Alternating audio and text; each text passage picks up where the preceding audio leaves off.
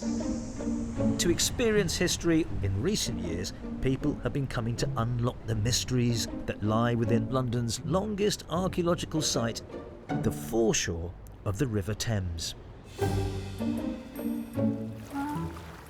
Here, a passionate community of scavengers, known as mudlarkers, search for what history the tide brings in.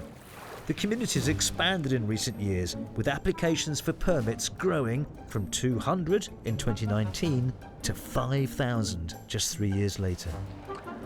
Lara. Hello. Lara Makelum has spent decades unearthing these mysteries of the past. Explain to me what you're doing here. I'm mudlarking. I'm looking for evidence of the past, mostly sort of rubbish, really, that people have lost over the centuries, over the millennia even. And it's all here on the foreshore. It's all revealed on every tide. And when did this whole mudlarking thing start? It's an ancient practice. I mean, I think there's probably been river scavengers for as long as there have been people poor enough to look and people throwing things in the river. But really, they were written about an awful lot during the 19th century when they were poor people, just scavenging for anything they could find that they could use or sell, like coal, rope, wood. What is it about this river, the River Thames, that is so conducive to finding this wealth of old stuff? The Thames is absolutely unique.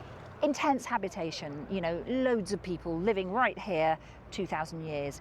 The most important thing, though, are the tides, because twice a day, every day, the tide drops and we get to walk on the riverbed. We're on the riverbed now, and that's where we find the good stuff.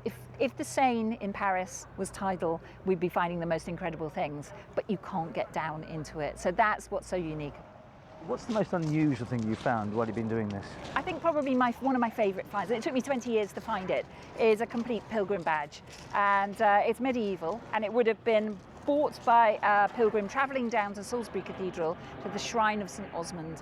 And when they reached it, they would have bought one of these little pewter badges. This is it? This is it here, yeah. I actually found it on this part of the foreshore, and this is it. Wow. And they were a bit like fridge magnets or key rings today, and they would have rubbed it against the shrine and pinned it to their cloak and to bring back a bit of the magic of the saint. And when they got back here, they would have walked over the big bridge that was here, the big medieval bridge, and flung it into the river as a thanks for a safe return and a pilgrimage achieved. And it's thought that that was quite a common thing to do because so many pilgrim badges have been found on the foreshore. Obviously, they're still very rare.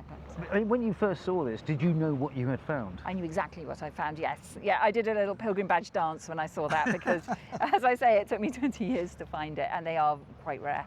Wow, wow. So this is like, what period is this? This is 15th century, 15th late century. 15th century. So we are talking along this riverbank here. We're talking foreshore. We're talking going right back pre-Roman, Roman times onwards. So 2,000 years.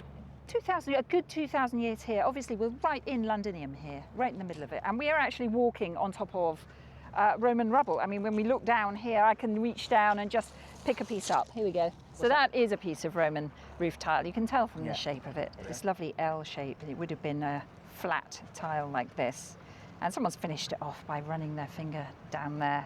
And it's nice and thick, and it's quite wonky on this side. So it's a lovely example of a piece of Roman roof tile on one of the roofs of Londinium. In recent years, there's been a kind of pick-up in interest in mudlarking and finding stuff like this on the foreshore.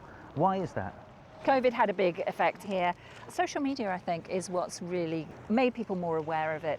It's just a great place to be. You can step back in time. You know, it's the closest thing I know to time travel. The Travel Show, your essential guide wherever you're heading. Every weekend on BBC News.